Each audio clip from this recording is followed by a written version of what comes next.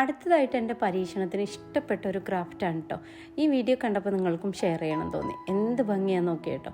ഞാനിതിൻ്റെ ബോക്സൊക്കെ റെഡിയാക്കി വെച്ചിട്ടുണ്ട്. ഞാനും ഇതുപോലെ ഉണ്ടാക്കിയതിന് ശേഷം നിങ്ങൾക്ക് കാണിച്ചു തരാം.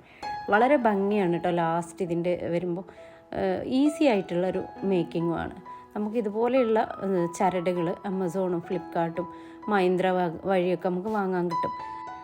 ഇതുപോലെയുള്ള ത്രെഡ് വാങ്ങണം എന്നുള്ളവർക്ക് വേണമെങ്കിൽ ഞാനിവിടെ ടാഗ് ചെയ്യുന്നുണ്ട്. അതിൽ നിന്നും പർച്ചേസ് ചെയ്യാൻ പറ്റും. നമുക്ക് ഓരോന്നിലും പോയി സെർച്ച് ചെയ്ത് ഇതുപോലെയുള്ള ത്രെഡ് തന്നെ വാങ്ങി നമുക്ക് ഉണ്ടാക്കി നോക്കാം.